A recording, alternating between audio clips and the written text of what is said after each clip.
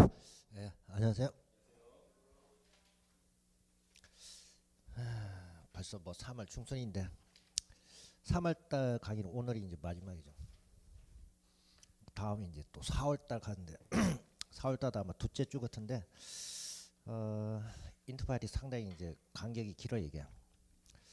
여러분 이제 공시법은 일단 등기법 같은 경우에는 뭐 어, 공간정보법하고 다 합해가지고 이제 24문제인데 신경 안 쓰다 보면 이제 가락이 나 이게. 작년 같은 경우 이제 그 공시법이 2교시 과목이니까 이제 따로 50분을 이제 딱 보는데 작년에는 이제 세법하고 등기하고 그다음에 이제 공간정보인데 다 문장이 길었어요. 그 문제가 뭐냐면 50분 안에 그거 다 못 풀어가지고 특히 이제 앞에 공간정보법이 좀 생소한 게 한 두 문제 정도 나오고 등기법도 좀 생소한 게 나왔는데 문장이 좀 상당히 길었어요. 그러다 보니까 앞부분에서 좀 시간 끌다 보면 뒤에 세법이 16문제인데 16문제 다 못 풀고 그냥 한 7, 8문제 이렇게 뭐 찍다시피 해가지고 그냥 그렇게 해서 공시법 세법 합쳐서 37.5가 나와가지고 떨어진 사람들이 꽤 돼요 이게. 그러니까 여러분들 이제 그 옛날에 그냥 그 공법하고 중개사법하고 다 같이 봤을 때는 좀 시간 배분이 되는데 어 지금 공시법에 이제 따로 저기 세법하고 50분 딱 이렇게 하다 보니까 시간 배분 잘못하면 경우에 따라서는 저기 다 못 푸는 경우가 있어요. 그래서 여기도 지금 모의고사 아마 여러분들 한 4월부터 보나요? 예정이 4월에 되어 있나요? 그 모의고사는 어차피 여러분들 저기 점수 뭐 4월부터 봐봤자 뭐 점수 노는 게 별 의미 없습니다 이게. 여러분들 모의고사 점수는 한 8월 정도 돼야 그게 자기 실력이에요.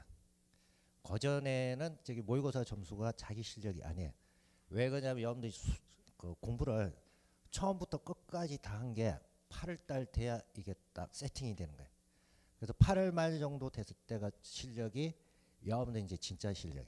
그래서 8월 말 정도 되면 여러분들 이제 점수가 보통 한 55점 한 이 정도 되면 이걸 한 아마 8월 말 정도 되면 50점에서 55점 정도 될 거예요. 이걸 한 7주 정도 시험 볼 때까지 한 7주 정도 남아 있어요. 7주 동안 잘 관리를 해야 돼요. 이때는 실력도 관리를 잘해야 되는데 정신 건강하고 몸 건강을 잘해야 돼요. 이거 7주 동안 잘 관리해 가지고 시험 보는 당일날까지 잘 유지를 해가야 돼요. 그럼 이제 시험 여기 7주 정도 잘하면 시험 보는 당일날 가면 거의 여러분들이 실력이 55에서 60 한 이 정도 돼요. 그래서 이 정도가 되는데 그날 이제 가서 잘 찍으면 두 문제 내지 세 문제 더 맞고 그날 눈에 뭐가 씌어가지고 잘못하게 되면 두 문제 내지 세 문제 떨어지고. 그래서 여러분들 이제 나중에 보면 다 뭐 보면 합격했다 하더라도 뭐 점수 때 보면 65점에서 55점 여기 다 몰려 있어요. 거의 한 7, 80%가 여기 몰려 있어요. 그래서 뭐 붙어도 두 문제 정도, 떨어져도 두 문제 정도 차. 그래서 월등하게 뭐 70점이나 80점 이렇게 놓은 건 거의 손에 꼽습니다. 그래서 거의 나중에 막판에 가면 거의 비슷비슷해요 실력이. 여러분들 이제 8월까지 쭉 가면 그래서 일단 지금은 여러분들 뭐 4월이나 5월이나 이렇게 쭉 하면 뭐 시험 봐도 그 실력 자체가 자기 본 실력이 아니에요. 원래 이제 시험은 처음부터 끝까지예요. 다 공부하고 시험 본다. 그러면 이제 처음부터 끝까지 다 공부를 한 게 보통 이제 여러분들 8월 말 정도 돼야 그게 이제 끝나는 거예요. 그러니까 여러분들 이제 중간에 이제 모의고사 보면 어떨 때는 점수 잘 나오고 어떨 때는 점수가 잘 안 나요. 잘 나온 때는 공부했던 부분에서 넣으면 점수 잘 나오고 공부 안 했던 부분이 많이 나오면 점수가 떨어지고 기복이 이제 그렇게 있어요. 그래서 그거는 왜 그러냐면 여러분들 어차피 수업이 여러분들 뭐 그 두 달 해가지고 8주 만에 이제 지금 진도 나왔는데 8주 만에 처음부터 끝까지 다 못해요. 그러니까 수업 진도도 부분적으로 나오기 때문에 여러분들 이제 실질적으로 다 끝나는 건 8월 말 정도가 돼야 실제 이제 점수가 됩니다. 그래서 8월 말까지 일단 참고 잘 가야 됩니다 이게. 8월 말까지 잘 견뎌야 돼 이게. 8월 말까지 쭉 이어져 가야 여러분들 이제 실력이 쭉 올라가는 거예요. 지금 이제 3월, 4월 들어오면 이제 다 과목별로 좀 저기 양이 많아지죠. 공부하는 양이. 물어봐. 왜 지난번에 했던 거 봐. 왜 또 하냐 물어봐요. 뭐 당연히 이제 지난번에 빠졌던 거 해야. 그래서 여러분 이제 3월, 4월 분량 좀 늘어나고 5월하고 6월 가면 또 분량 더 늘어나요. 공부할 부분이. 그래서 5월하고 6월까지가 되면 여러분 이제 기출 문제 그동안 이제 출제됐던 부분 거의 그게 맞춰가지고 해요. 그러다 보니까 이제 좀 분량이 늘어나요. 그래서 뭐 1차는 분량 늘어나면 좀 저기 이해할 부분이 많아지는 거고 2차는 분량이 늘어나면 봐야 할 부분이 많아지는 거고 2차는 뭐 내용은 그렇게 어려운 거 없습니다 이게. 근데 여러분들이 이제 처음 하게 되면 용어 자체가 좀 어렵기 때문에 뭐 용어만 이제 여러분들 되면 뭐 2차는 이제 무난해요. 그렇지 않아요? 2차는 단어를 모르지 않겠어요? 단어만 알면 이제 여러분들 그렇게 어렵지 않습니다 이게. 자, 그래서 오늘 190페이지에 등기기간하고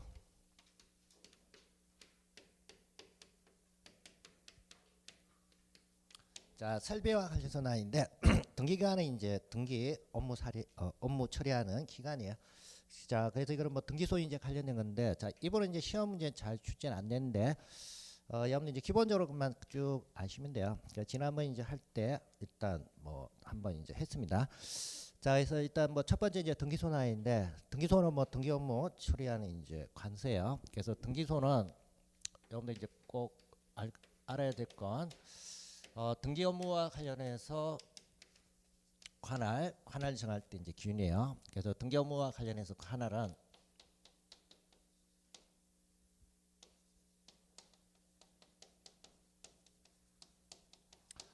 부동산 소재지가 기준이에요. 그래서 이제 관할 정할 때는 뭘 기준해서 정하냐? 부동산 소재지와 관련해서 소재지를 기준해서 정한다. 그래서 이제 이 부분 조심하시고, 그래서 뭐 소재지는 이제 기준해서 일단 등기사무는 이제 법원에서 이제 관장하기 때문에 소재지가 속해 있는 지방법원 또는 뭐 지원 또는 등기소가 이제 등기사무소와 관련해서 관할이에요.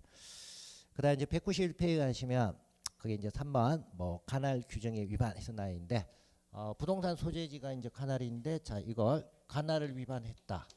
그러면 이거는 원래 신청 단계면 등기관이 각하를 해야 돼요. 그래서 등기 신청했는데 관할이 이제 위반이다. 그럼 이때는 등기관이 이제 등기의 수리를 이제 거부해야 되는데 자 이거 등기관이 이제 각하해야 되는데 등기관이 각하지 않고 그걸 등기를 해줬다는 얘기야. 그럼 이때는 등기 자체가 효력이 어떻게 되냐 그 얘기인데 관할 위반해가지고 등기가 되면 등기 자체는 효력이 없어요. 그래서 이게 이제 당연무효다 이렇게 표현하고 그리고 이걸 이제 등기관이 당연무효이기 때문에 등기관이 이제 발견하게 되면 대상 등기는 어떻게 해야 되냐 직권으로 말소하도록 돼 있어요. 그러니까 여러분들 이제 가로 3번 그게 이제 관할 규정에 이제 위반해서 나있는데 자 원래는 신청 단계에서는 뭘 해야 되냐 각하해야 돼요. 각하해야 되는데 자 이거 이제 각하지 않고 등기 자체가 이루어졌다. 그러면 등기 자체는 효력이 없는 거예요. 이게 이제 당연무효고 당연무효이기 때문에 등기관이 이 등기를 어떻게 해야 되냐 직권에 의해서 말소해야 돼요. 그래서 이걸 잘 기억하시고 나중에 뭐 뒤에 가게 되면 계속 넣은 거고 자 그다음에 이제 두 번째 예외다에서 나인데 관할 등기소의 지정에서 나인데 자 원래는 이제 등기소는 부동산 소재지를 기준해서 이제 관할이 정해져요. 여기에 대해서 예외 그래서 꼭 부동산 소재지가 속해 있는 뭐 지방법원이나 등기소가 관할이 아닌 경우가 있다는 이야기예요.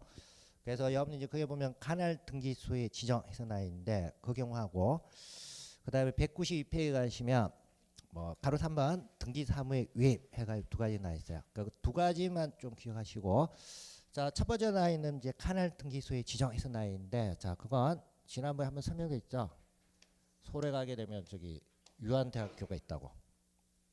근데 학교 건물이 한쪽은 서울이고 한쪽은 경기도 부천시 여기 걸쳐 있고 토지는 뭐 관할 위반 없어요. 근데 이제 건물 같은 경우에는 건물을 짓다 보면 이렇게 되는 거야. 이렇게 되는 경우가 있다. 이때는 서울 등기소냐 경기도 부천시 등기소냐 그 얘기인데 자 이건 여기 부동산 소재지 가지고 정하는 게 아니고 관할 지정과 관련해서 지정을 신청하도록 돼 있어요. 자, 그래서 일단 관할 등기소 지정은 대상물이 뭐일 때만 대상이냐?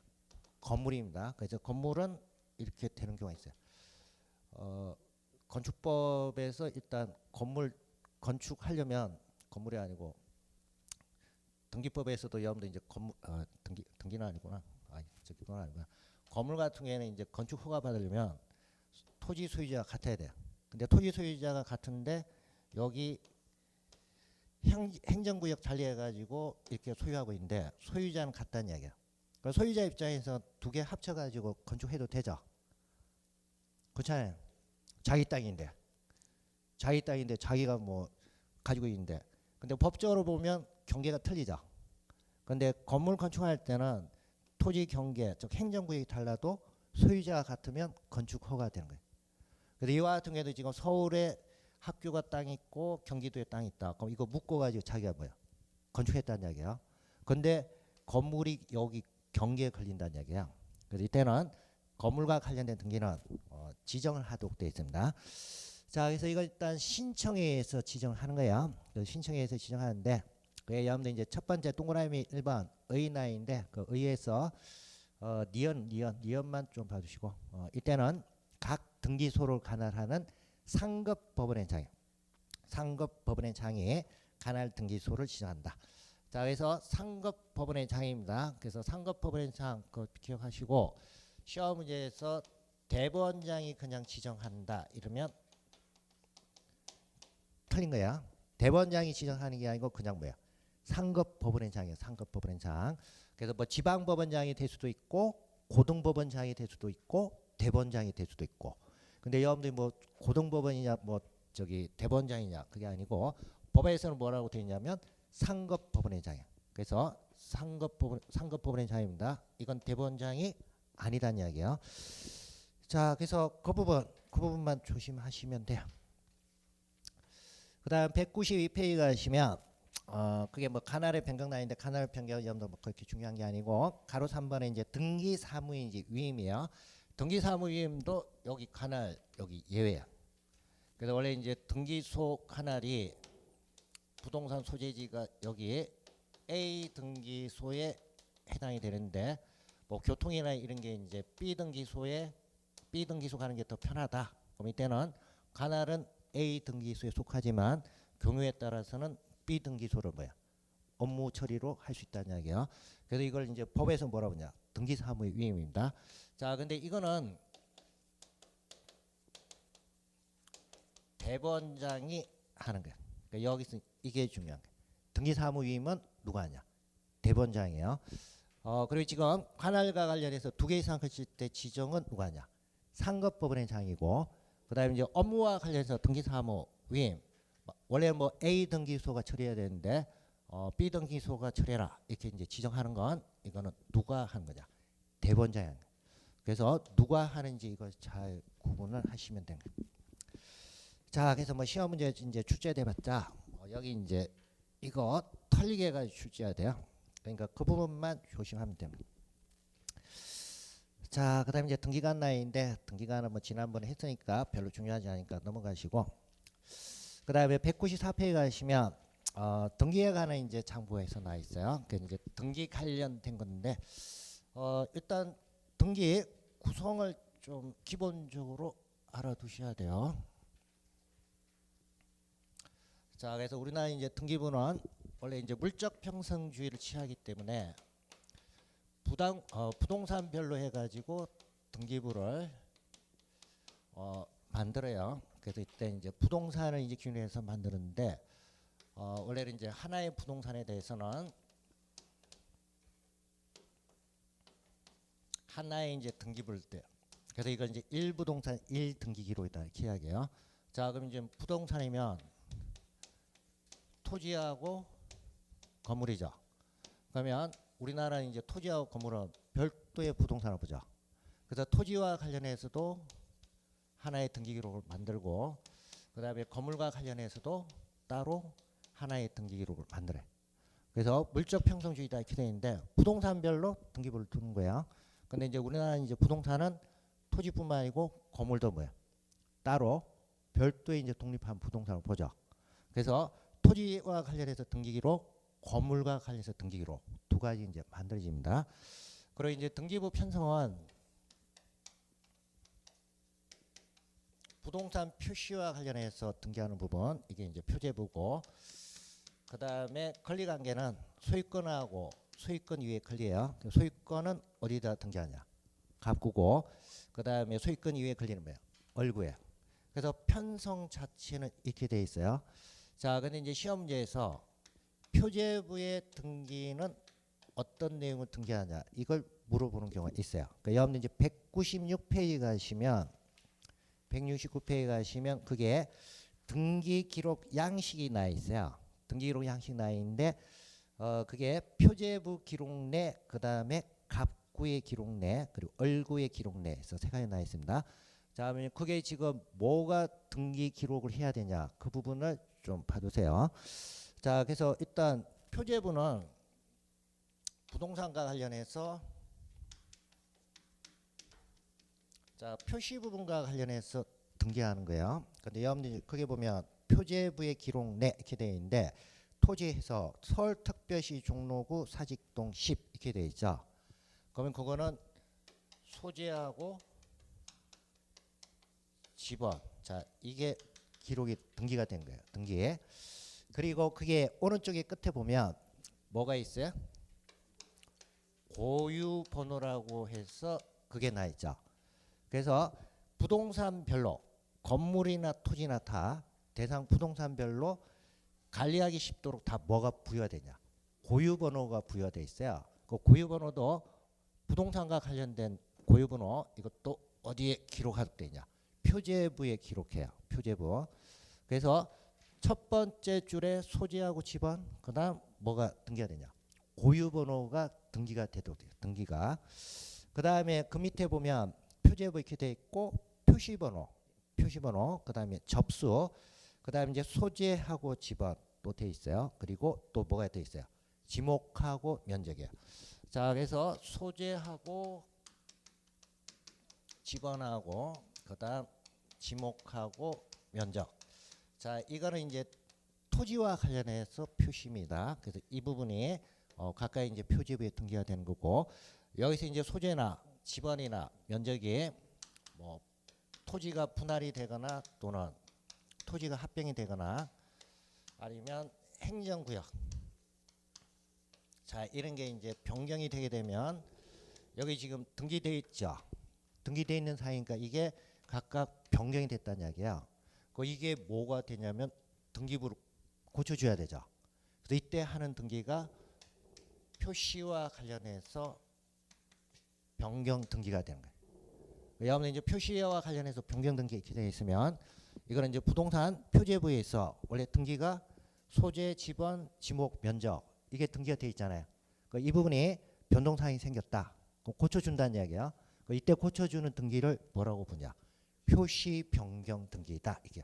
자, 그리고 여기 이제 고쳐주는데 원인이 있을 거 아니에요. 분할 때문에 바뀌었다. 아니면 변경 합병 때문에 바뀌었다. 뭐 행정구역 변경에 따라서 바뀌었다. 이걸 표시를 해줘야 돼요. 그 표시하는 분이 그 옆에 보면 뭐라고 돼 있어요? 등기 원인 및 기타 사항 이렇게 돼 있죠. 자, 그래서 이 부분은 등기 원인하고 기타 사항 여기에다가 여기 이제 등기를 하도록 돼 있는 거예요. 그래서 분할에 의해서 변경했다. 아니면 합병에 의해서 변경됐다. 이런 건 어디다가 하냐? 등기 원인하고 기타 사항 여기 하는 거예요. 그래서 여러분 이제 지금 교재 보면 아무것도 없죠. 아무것도 없는 게 뭐냐면 옛날 종이로 됐던 걸 전산으로 바꾸면서 지금 새로 바꾼 거예요. 그래서 그게 보면 부동산 등기법 제 몇 조 규정에서 7월 25일 전산 이기 됐죠. 그러니까 옛날 종이에 있던 걸 옮겨왔다는 얘기예요. 옮겨와서 기록이 되기 때문에 그게는 전산 이기 되어 있는 거예요. 자, 그래서 일단 표제부는 등기되는 사항 가장 중요한 것 표시부입니다. 그래서 토지는 소재, 지번, 지목, 면적이에요. 이 부분이 등기가 되는 거고, 그다음에 이제 갑구하고 월구인데 갑구하고 월구는 등기되는 사항 같습니다. 그래서 거기에 보면 갑구 소유권에 관한 사항이 이렇게 되어 있고 순위번호 등기 목적, 접수, 등기 원인, 권리자하고 기타 사항 이렇게 돼 있어요. 자, 그래서 등기 목적하고 그다음 이제 접수 언제 되느냐. 그다음 이제 등기 원인. 그다음에 권리자하고 기타 사항. 자, 그러면 그게 지금 권리자 보면 소유자 나이, 소유권이니까 소유자 나이 있죠. 김동성 이렇게 돼 있고 760127 이렇게 돼 있고 서울특별시 종로구 사직동 10 이렇게 돼 있어요. 김동성이니까 그거는 성명이에요. 뒤에 76 얼마 이렇게 돼 있죠. 그거는 뭐가 되는 거예요? 주민등록번호. 그 밑에는 또 뭐예요? 서울특별시 이렇게 돼 있으니까 뭐예요? 주소죠. 자, 그래서 권리자와 관련해서 등기되는 사항, 권리자의 성명, 주민등록번호, 주소. 이거 세 개가 권리자와 관련해서 뭐야? 등기되는 사항이에요. 자, 그래서 어차피 등기부에 권리자 등기합니다. 근데 몇 개를 기록하냐? 성명, 주민등록번호, 주소. 이거예요. 자, 그리고 이걸 이제 권리자와 관련된 내용인데, 자, 이걸 이제 표현할 때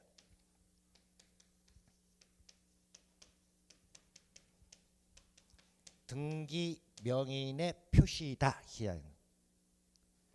등기부상 권리자로 등기되는 사람 표시예요. 그와 같은 표시가 뭘 나타내냐? 성명, 주민등록번호, 주소. 이거 세 개가 뭐가 되냐? 등기 명의인의 표시야. 이걸 등기에서 표현할 때 뭐라고 표현하냐? 등기 명의인의 표시예요. 자, 그래서 지금 소유자가 등기되어 있는데 주소 이사했다. 등기되어 있는 상이죠. 그러니까 이사했으면 지금 불이체하죠. 이 부분을 이제 바꿔줘야 돼요. 그래서 이때 할 때 바꿔줄 때 표현이 이렇게 되어 있죠. 등기 명의인 표시 변경 등기를 한다. 그러면 여기 이제 등기 명의인의 표시 변경 등기 이렇게 되어 있으면 주로 등기되어 있는 내용 중에서 성명, 주민등록번호, 주소 이거 세 개 중에서 뭐가 바뀌었다. 이때 변경해 주는 거야. 이때 변경해 주는 등기를 뭐라고 부르냐? 등기 명의인 표시 변경 등기다 이렇게 이야기해. 자, 그래서 일단 표시 변경 등기. 자, 부동산 표시 변경 등기는 뭐가 바뀌었을 때냐? 소재, 지번, 지목, 면적 이게 바뀌었다. 그러면 부동산 표시 변경 등기예요. 그다음에 이제 권리자와 관련해서 갑구하고 얼구 권리자와 관련해서 성명이나 주민등록번호나 주소가 바뀌었다. 그럼 이때 변경하는 건 뭐라고 부르냐? 등기 명의인 표시 변경. 자, 그래서 두 개. 자, 그다음에 여러분 이제 197페이지 가시면 얼구가 나와 있어요. 자, 얼구에 등기하는 사항은 각 구에 이제 등기하는 거하고 등기되는 내용은 같습니다. 그래서 앞에 순위번호, 그다음 등기 목적, 그리고 접수, 그다음 이제 등기 원인, 그리고 권리자하고 기타 사항 이렇게 돼 있어요. 지금 여러분들 이제 교재 나인 건 건저당 설정 등기가 이제 나와 있습니다. 그래서 건저당 설정 등기 보면 그게 권리자하고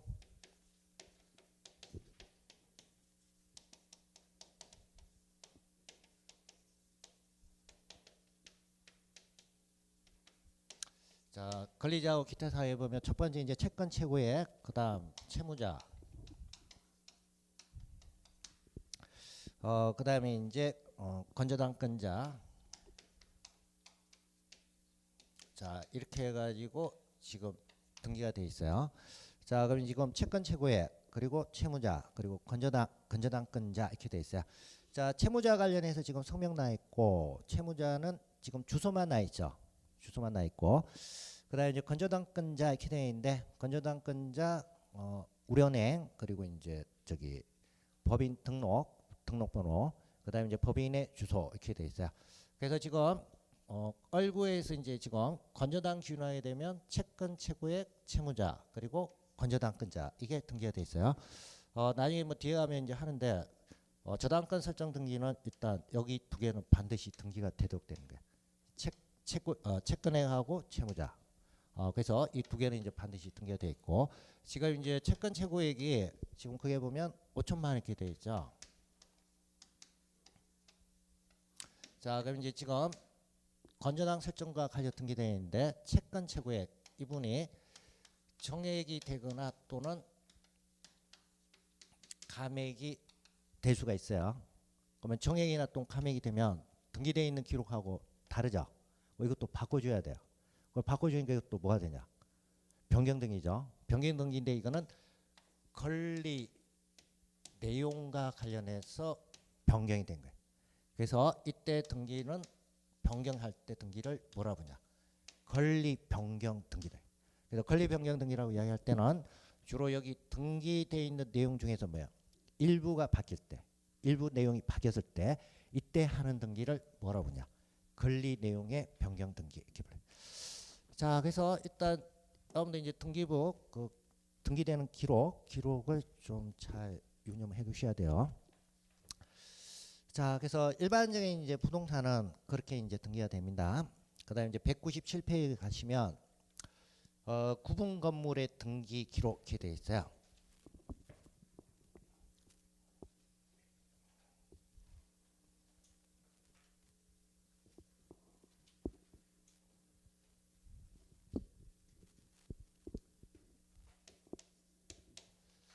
자, 이거는 일단 설명만 들으세요. 이거 저기 그림 그리고 그러지 마세요. 그림 그리면 굉장히 복잡해. 이거 뒤에 가게 되면 또 해요. 한 마지막 주 가면 또 해요.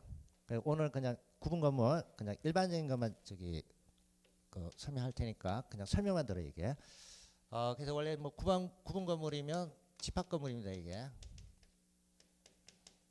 그래서 여러분 이제 민사특별법에서는 집합 건물의 소유 및 관리에 관한 법률이 있어요. 그럼 여기 이제 적용되는 그와 같은 이제 건물을 뭐 민사특별법에서는 집합 건물, 그다음 등기할 때는 뭐라고 하냐? 구분 건물 이렇게 불러요. 그래서 구분 건물이라는 것은 원래 건물과 관련해서 건물 일부분을 소유권 대상으로 우리나라에서 이제 원래 건물이면 한 동 건물이면 한 동 자체가 그냥 소유권 대상이에요. 그래서 일물일권의 원칙이 적용되면 건물 한 동에 대해서 소유권 하나가 인정이 돼야 돼. 근데 집합 건물 소유 및 관리에 관한 법이라는 거 특별법을 만들어서 건물의 일부라는 게 물건 일부야. 물건 일부면 원래 물건 일부는 소유권 대상이 아니죠. 소유권 대상을 원래 분할해야 되잖아요. 근데 건물 일부라 하더라도 요건을 갖추면 건물 일부분을 소유권 대상으로 인정해줘요. 이때 소유권을 뭐라고 보냐? 구분 소유권이다 이렇게 불러요.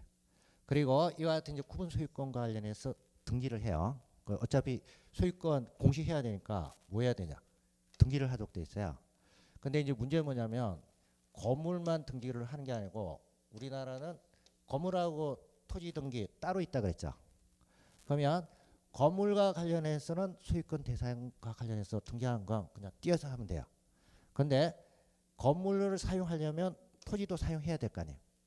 근데 이때 토지 사용과 관련해서는 구분 소유권자 혼자서 이게 단독으로 쓰는 게 아니죠. 이때는 여러 사람이 이제 공동으로 쓴다는 이야기예요. 그래서 이건 이제 집합 건물에서는 대지 사용권이다 이렇게 이야기해요. 대지 사용권인데 이 대지 사용권은 대부분 소유자들이 단독 소유하는 게 아니고 여러 명이 있기 때문에 소유자들이 대지 사용권과 관련해서는 공유를 하도록 돼 있어요. 그 아파트 같은 경우에는 혼자서 자기가 돈 내가지고 자기가 토지 산 거 아니잖아요. 분양받은 사람들 다 돈 모아가지고 뭐야? 토지 샀잖아요. 토지 샀고 그리고 분양받을 때는 이 부분도 분양받지만 그러면 토지도 사용해야 되니까 토지 부분도 뭐야? 분양이 들어가요. 근데 이때 토지와 관련해서 분양해 준 건 대지를 사용할 수 있는 권리 이게 분양이 된 거예요. 그리고 이와 같은 대지 사용권은 해당되는 건물이 있는 그 대지와 관련해서 구분 소유자들이 지분 형태로 해서 뭐하냐? 공유를 하도록 돼 있어요. 그리고 이건 이제 나중에 이제 민사특별법에서 하는데 이때 대지 사용권 이거는 지분 비율은 전유 부분 면적 비율에 따라서 이게 정해져요. 지분. 그러니까 전유 면적이 50제곱미터가 있고 80제곱미터가 있다. 두 개 중에서 지분은 어느 게 더 많이 가져가겠어요? 80제곱미터 많이 가져가겠죠. 그래서 이와 같은 이제 대지 사용권이 있는데, 그러면 대지 사용권은 뭐에 관한 권리냐면 토지를 사용할 수 있는 권리예요. 그래서 토지에 사용할 수 있는 권리를 대지 사용권인데, 이와 같은 대지 사용권 원래 토지에 관한 권리예요. 근데 이걸 건물 등기를 할 때 대지 사용권을 등기를 해요. 건물을 등기할 때 대지 사용권도 같이 등기를 할 수 있도록 예를 두는데, 이때 대지 사용권은 따로 뭐라고 부르냐면 대지권이라고 불러요. 그래서 토지와 관련된 권리인데, 토지와 관련된 권리를 어디다가 등기하냐? 건물 등기에다가 등기를 해요. 이때 건물 등기에 등기를 할 때 이와 같은 토지와 관련된 권리, 즉 대지 사용권을 이때는 등기를 할 때는 뭐라고 하냐? 대지권이 되고. 그럼 이와 같이 이제 대지권 자체가 가지고 있다는 건 대상 구분 소유권 대상 건물에 있는 토지에 대해서 뭐가 있다니? 대지 사용권이 있다. 자, 그래서 일단 여러분들 이제 대지권이라는 표현이 나오는데, 여기 대지권은 원래 뭐에 관한 권리냐? 토지에 대한 권리. 토지에 대한 권리인데 이걸 건물 등기부에 같이 등기를 하도록 돼 있어요. 같이 등기할 때 이때 대지 사용권을 뭐라고 부르냐? 대지권 이렇게 불러요. 자, 그럼 이제 왜 그러냐면 건물 등기하고 토지 등기부 따로따로 구성이 되어 있는데, 만약에 여기 502호가 이거 팔았어요. 그러면 여기 502호가 토지에 대해서 저기 대지 사용권 지분이 있을 거 아니에요. 그럼 여기 지분은 원래 토지 등기부에 등기가 돼야 되죠. 그러면 소유권 이전 등기 하게 되면 건물에 대한 이전 등기하고 토지에 대한 지분 이전 등기 따로따로 해야 되죠. 그러면 이게 절차가 번거롭다는 얘기예요. 그래서 토지와 관련된 권리를 건물 등기부에 등기를 해놓고, 건물 등기부에 따라서 소유권 이전되면 토지에 대한 지분 이전도 있는 걸로 인정해줘요. 그래서 그런 목적에서 구분건물 등기가 구성이 좀 특이합니다. 그래서 지금은 이렇게 502호인데 이게 만약에 세대 수가 1,000세대가 되게 되면 대상 주택단지에 1,000세대가 분양돼 있다. 그러면 대지에 대한 공유자가 몇 명 있다는 얘기예요? 1,000명이 있다는 얘기잖아요. 1,000명이 있으면 1,000명이 사고 팔 때마다 토지 등기는 토지 등기대로 따로, 건물 등기는 건물 등기대로 따로 이렇게 하게 되면 절차가 번거로워요. 그래서 이때는 토지 부분과 관련해서 등기부는 따로 두지만 대상 지분과 관련된 등기는 건물 등기부에 함께 나타내줘요. 그게 구분 건물의 이제 등기 이제 특성이에요. 그래서 구분 건물 등기는 여러분들 이제 대지권과 관련된 등기 이게 어떻게 등기되느냐 이걸 주로 물어봐요. 자, 그래서 일단 여러분들 이제 구분 건물하고 구분 건물 등기가 좀 틀립니다. 자, 그러다 보니까 이제 구분 건물은 등기는 구분 건물이 속해 있는 한 동 건물과 관련해서 그 건물의 표시사항, 건물의 이제 면적이나 청소, 자 이거 한 동 건물의 표제부, 자 이걸 하나 따로 두고, 그 다음에 구분 건물, 즉 전유분에 해당되는 구분 건물마다 표제부하고 갑구 그리고 얼구, 자 이건 이제 따로따로 두도록 돼 있어요. 자, 그래서 일단 구분 건물은 이제 등기부가 표제부가 두 개가 있어요. 한 동 건물 전체에 대한 표제부하고, 그 다음 구분 건물마다, 즉 전유 부분마다 각각 뭘 두도록 되냐? 표제부를 따로 둬요. 그리고 이제 전유 부분마다 또 뭘 두냐? 갑구하고 얼구 이렇게 돼요. 자, 그래서 일단 평성은 이제 이렇게 되어 있는데, 좀 전에 했지만 토지에 대한 권리, 대지권이 여기 건물 등기부에 등기가 된다 그랬죠. 그래서 대지권을 등기하는데 대지권 등기하는 분이 좀 틀려. 그러니까 여러분들 이제 198페이지 가시면 198페이지 가시면 그게 첫 번째 제일 위에 칸은 한 동 건물에 표시게 되는데, 자 그게 한 동 건물에 대한 표제부야. 한 동 건물에 대한 표제부와 관련해서 등기되는 사항이에요. 그래서 표시사항, 접수, 소재 지번, 건물 명칭, 번호, 건물 내역, 등기원이 나있는데, 그게 중요한 게 아니고 그 밑에 칸. 그 밑에 칸에 보면 대지권 목적인 토지의 표시가 있죠. 그래서 대지권 등기 내용 중에서 대지권과 관련된 대지권의 목적인 토지와 관련해서 표시 부분은 어디다 등기하냐? 한동건물 표제부에. 한동건물 표제부에. 그래서 거기에 보면 한 대지권 목적인 토지의 표시와 관련해서 표시번호, 소재, 지번, 지목, 면적, 등기원이 이렇게 되어 있습니다. 그게 소재, 지번, 지목, 면적 그거 체크해 주시고. 자, 그래서 어차피 대지권 대상인 토지 표시이기 때문에 소재하고 대상 토지의 소재하고 지번 그리고 지목 그리고 면적. 자, 이분은 한동건물 표제부에 등기하는 사항. 그리고 그 밑에 보면 구분건물의 표제부 이렇게 되어 있어요. 그러면 전유분에 대한 표제부예요. 그러니까 전유분에 대한 표제부인데 전유분에 대한 표제부는 보면 전유부분 건물의 표시 이렇게 되어 있어요. 그래서 접수 건물번호, 건물 내역 되어 있고 제일 밑에 보면 대지권의 표시 이렇게 되어 있죠. 대지권의 표시와 관련해서 대지권의 종류. 대지권이 뭐 소유권이냐 지상권이냐 그 중에서 이제 어디에 해당되는지 그 대지권 종류하고 그다음 대지권의 비율. 자, 아까 대지사용권 지분으로 공유한다 그랬죠. 그 대지권 비율이에요. 그래서 구분건물과 관련된 표제부, 즉 전유부분 건물 표시부분에 있어서는 대지권과 관련해서 뭐가 등재되냐? 대지권 종류 그리고 대지권 비율 이 두 가지예요. 자, 그래서 일단 토지에 대한 걸린 대지권이 구분건물, 집합건물일 때는 건물 등기부에 등기가 돼요. 근데 이게 두 개로 나눠서 하는 거야. 대지권이 목적인 토지의 표시부분하고 대지권의 내용하고 두 가지 이제 나눠져요. 그래서 대지권인 토지 이렇게 되어 있는데 원래 뭐 그 아파트가 건물이 있으면 동이 깔고 있는 토지 표시 부분, 즉 소재나 지번, 지목, 면적 이건 어느 부분 표제부에 들어가냐? 한동 건물 표제부예요.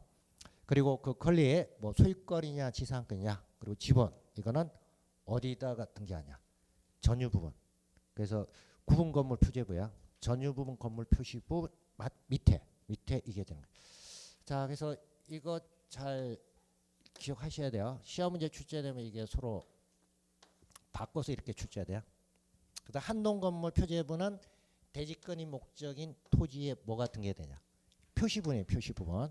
표시니까 토지에 대지권이 목적인 토지에 소재, 지번, 지목, 면적 이게 등기가 되고 그다음에 이제 구분 건물 즉 전유 부분에 대한 표제부에는 대지권 내용이 등기가 되는 거예요. 그러니까 대지권의 종류, 대지권의 비율. 자, 그래서 이거 잘 구분하시고 자, 이제 뭐 집합건물 등기는 여러분들 제일 마지막 시간에 한번 또 해요. 근데 일단 오늘은 여기 이제 등기부 구성을 좀 잘 이해하시고 그래서 이거 여러분들 굉장히 많이 틀려 이게 한동건물 표제부의 대지권 등기되는 내용 그리고 구분건물 전유분에 대해서 대지권 등기가 되는 것 이 부분 이제 많이 틀립니다 이게. 자, 그래서 일단 잘 받으시고 그래서 여러분들 이제 구분건물 등기가 이게 좀 특수하기 때문에 이제 많이 출제해야 돼요. 왜 그러냐면 대지권이라는 게 이게 토지에 관한 권리인데 원래 토지 등기부에 등기가 돼야 될 거 아니에요. 근데 이게 토지 등기부에 등기되는 게 아니고 어디다가 등기하냐? 건물 등기부에 등기를 하다 보니까 특수한 거예요. 그래서 이거는 주로 그냥 왜 이렇게 만드냐 물어보는데 등기 공무원도 그냥 편하려고 만든 거예요. 토지 건물 따로따로 하면 자기들도 일 번거롭잖아요. 찾아가서 토지 또 찾아서 하고 그 소유 또 뭐 소유자가 뭐 1000명 이렇게 돼 있으면 관리하기 힘드니까 자기들이 이제 편하고자 해서 이렇게 만든 거예요. 자, 그래서 그렇게 보시고 집에 가서 각자 아파트 한번 등기부 띄워보세요. 자기 집 아파트면 이렇게 돼 있어 이게. 자, 그다음 199페이지 가시면 뭐 폐쇄 등기부 나있는데 폐쇄 등기부는 뭐 지난번에 했으니까 넘어가고 그다음 202페이지 가시면 202페이지 가면 장부 보존하고 관리해서 나와 있습니다. 자, 그래서 뭐 등기와 관련해서 이제 관련된 장부 뭐 보존 해소나인데, 자, 이건 하나만 외우면 된다고 했죠. 영구 보존, 영구 보존하는 거. 그래서 일단 폐쇄 등기부, 등기부. 그다음에 등기부하고 같은 걸로 보는 거예요. 등기부하고 같은 걸로 보는 게 신탁원부, 공동담보 목록, 공동전세 목록, 그다음에 도면, 그리고 매매 목록. 그게 나뉘는 건 영구 보존입니다. 영구 보존. 그래서 등폐 이렇게 되는데, 뭐 폐쇄 등기부하고 등기부, 그다음에 이제 신탁 원부, 그다음에 공동 담보 목록, 도면, 매매 목록 되어 있는데, 그건 신공 매도 이렇게 이야기했죠. 신은 신탁 원부, 그다음에 공은 공동 담보 목록, 그다음에 매는 매매 목록, 그리고 도는 도면. 그래서 그게 나인 게 영구 보존이. 자, 그래서 영구 보존 그 이제 봐두시고, 그다음에 그 밑에 이제 그 1번 그 장부에 관련 나인데, 등기부 이동 금지 나인데, 그건 제목을 잘 봐야 돼요.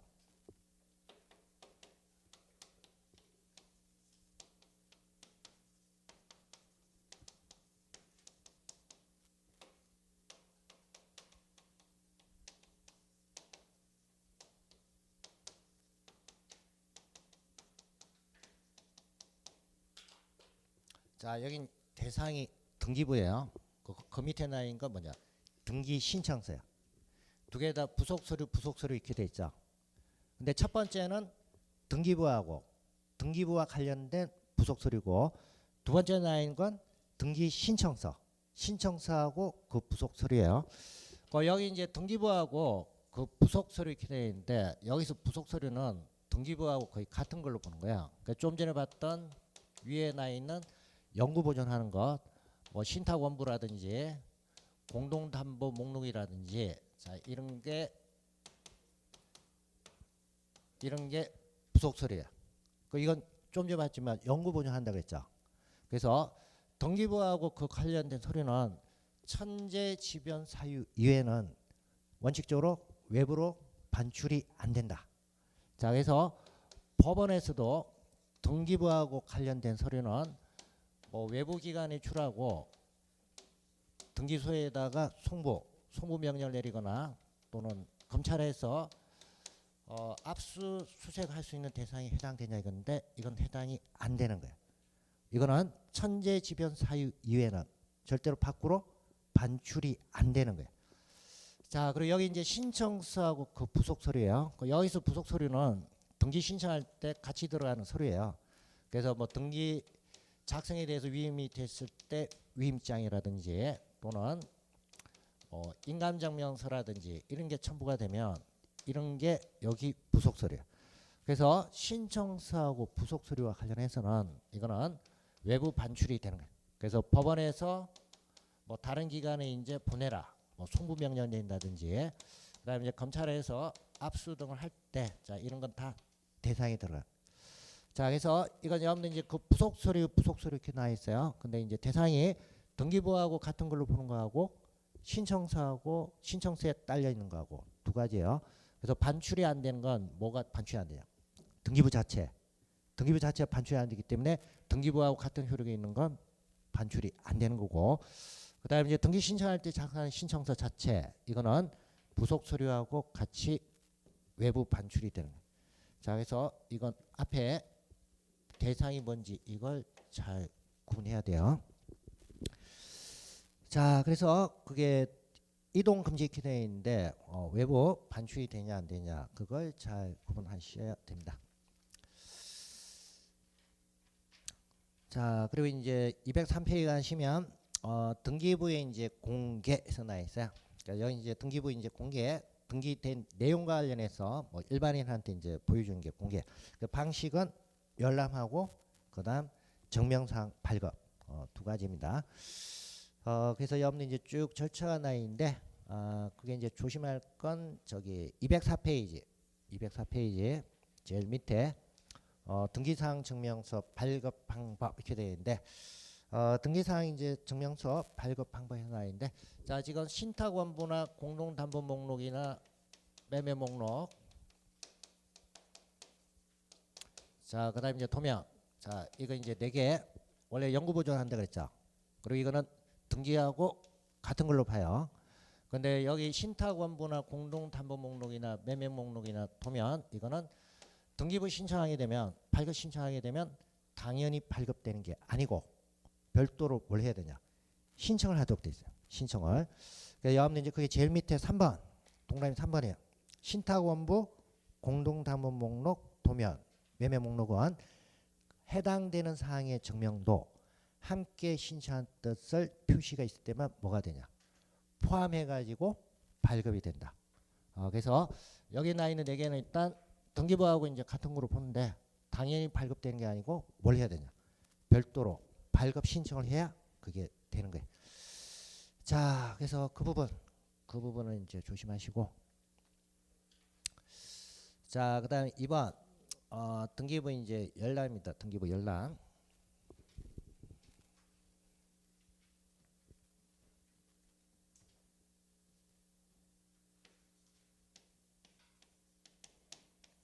자, 열람은 이제 보는 거예요. 그래서 열람은 이제 일단 누가 이제 열람할 수 있냐 그네요. 여러분들 이제 그게 열람의 방법 해서 나 있는데, 자, 뭐 전자적 방법이다 쭉 나 있는데, 열람 중에서 그게 제일 밑에 4번 신청서나 그 밖의 부속 서류의 열람, 그 이제 좀 조심하시고. 자, 원래는 이제 열람은 수수료 납부하고 볼 수 있는 거예요. 그래서 열람은 이제 일단 대상이 이제 내용을 등기소에서 내용을 증명해 주는 건 아니에요. 등기사항 증명서 발급이 되면 등기부에 기록된 내용을 등기소에서 뭐 해주냐? 증명해 준 거예요. 근데 열람은 해당된 내용은 그냥 가서 뭐 하냐? 보는 거예요. 그래서 보는 내용과 관련해서 등기소에서 증명을 안 해주는 거예요. 내용 자체를. 그래서 그와 같은 경우가 뭐냐? 열람이에요. 그럼 여기 이제 열람을 할 때 등기부하고 그 부속 서류하고 신청서하고 그 부속 서류. 자, 이게 열람이 가능하냐 이건데, 원래 이제 열람 가능한데 이 부분이 좀 조심해야 돼요. 등기 신청하고 그 부속 서류는 누구든지 열람하는 게 아니고, 이거는 이해관계인에 한해서 이해관계 있는 부분에 대해서만 뭐가 되냐? 열람을 할 수 있는 거예요. 그래서 신청서하고 부속 서류, 그 신청서하고 부속 서류니까 뭐 위임장하고 인감증명서죠. 이거는 누구든지 가서 볼 수 있는 게 아니고, 해당되는 등기와 관련해서 이해관계인이 열람하는 게 가능한데, 모든 부분을 다 보는 게 아니고 어느 부분에 한해서만, 이해관계 있는 분에 한해서만 볼 수 있는 거예요. 여러분 교재에 그게 안 나와 있는데 이거 이제 적어두시고.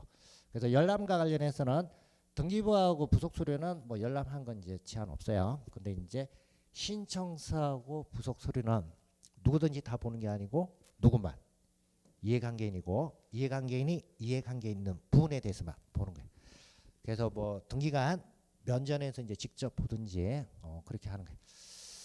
자, 그래서 뭐 열람은 일단 그 부분만 조심하시면 됩니다. 자, 그렇게 해서 등기기간하고 설비 그렇게 해서 끝내요. 출제 안 돼준 게 제일 고마운 거고, 출제되는데 괜히 뭐 10년간 보존한 게 뭐냐, 뭐 5년간 보존한 게 뭐냐 이렇게 놓으면 어려운 거 이게. 그래서 거의 최근에 거의 잘 출제는 안 됩니다. 출제 안 되는데 시험 범위 이제 들어가 있으니까 보는 거. 그다음에 이제 210페이지 이제 등기 절차 총론화인데 그건 잠시 쉬고 보겠습니다.